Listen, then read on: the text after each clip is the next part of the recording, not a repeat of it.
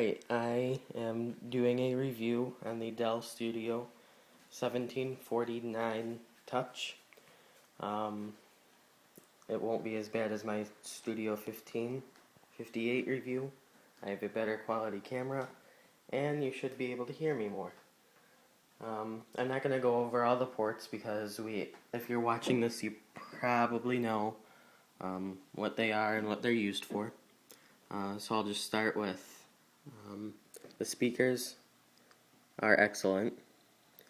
I didn't even get the upgrade, but the JBL speakers they're phenomenal. Sorry, I have to turn the light on. They're just excellent sounding speakers, and I've never heard such good sound quality from laptop speakers. It also has a subwoofer. I'll show the bottom of it when I'm done with everything. As I said, this is the touchscreen Studio 1749.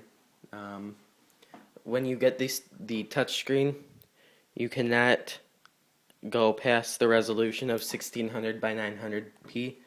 I kind of thought that was a drawback, but I wanted the touchscreen. The touchscreen works amazing.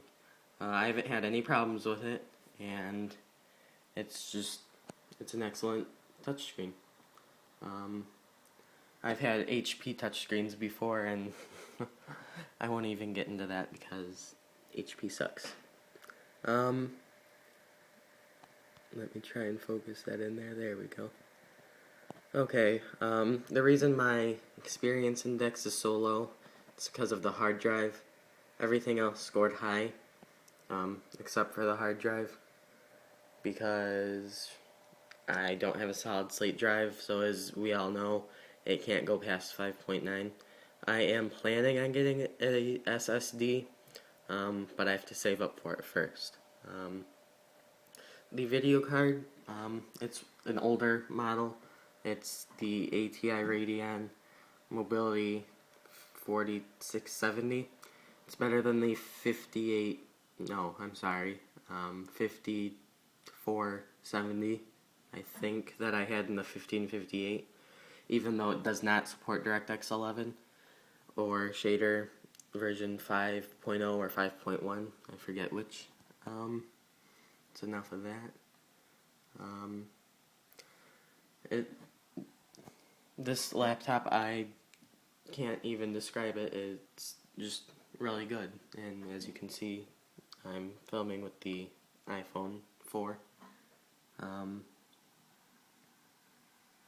So I got the backlit keyboard, which, by the way, if you get the Studio 17, any version, comes with the number pad and the full keyboard. I highly recommend getting backlit keyboard in low lighting situations. Even if you're rarely in low lighting situations, it still helps. And even in the light, if you're laying on your bed and you're sitting, if you're laying down or sitting at a weird angle, the backlighting actually helps.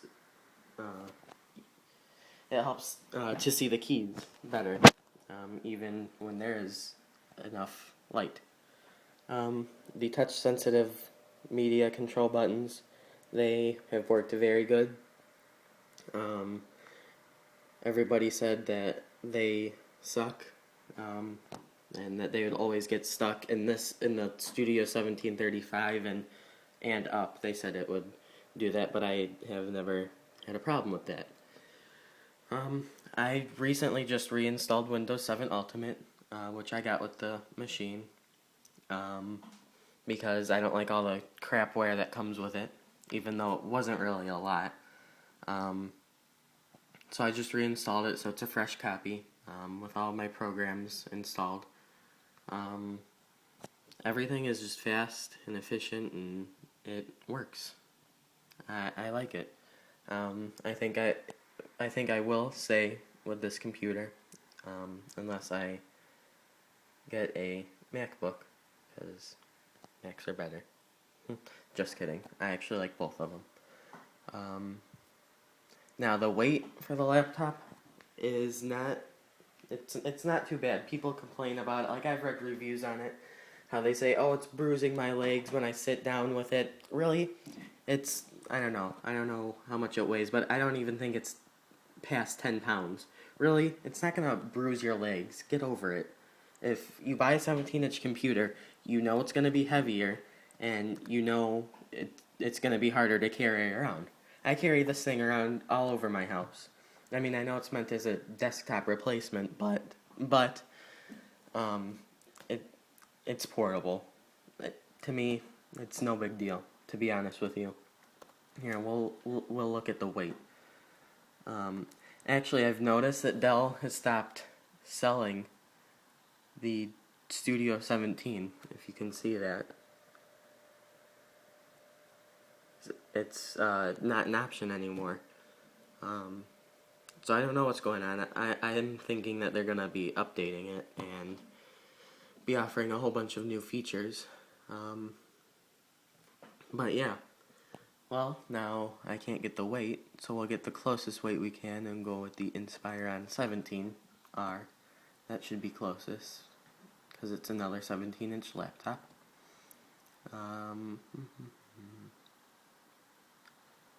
Weight. Dimensions and weight. Okay. Starting weight is at 6.67 pounds, or 3.027 kilograms.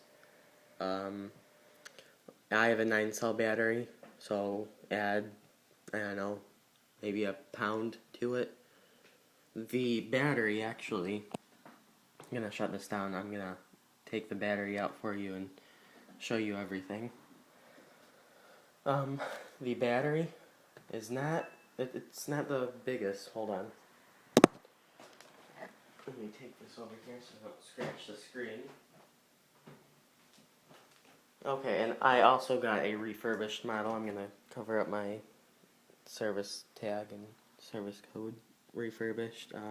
There's the subwoofer for the speakers.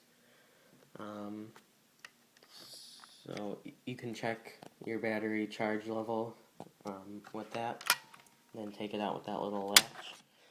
To be honest with you, I had a 9-cell for the Studio 15, and I think the 9-cell was bigger for it. This is much lighter. It's basically just plastic except for this bulky part right there. And that's even, like, I can even push in on that. There's not much to it. They sent me one with a missing thing that kind of makes me mad. Cover up the key, Windows 7 Ultimate, even though it would probably only work with Dell laptops, because it's OEM. I don't know about that. Correct me if I'm wrong. So this is basically the Dell Studio 1749 Touch, and actually, I don't know, I think I just saw something. It might be the Studio 1747. Either way, it's the same thing, to be honest with you, except for maybe a little minor differences. This, oddly enough, still supports Windows XP, when the Studio 15 does not. Although there are no drivers for it, and there are drivers for Windows Vista 64 and 32-bit, and only Windows 7 64-bit.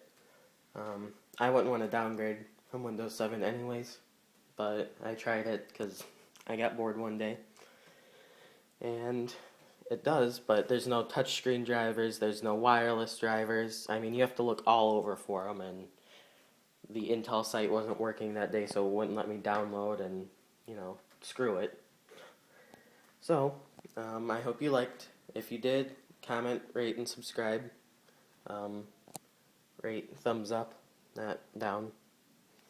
So if you have any requests on what you want to see, or if you want me to go more in depth, go ahead and comment and ask me. I will have the full specs listed below, and thanks for watching.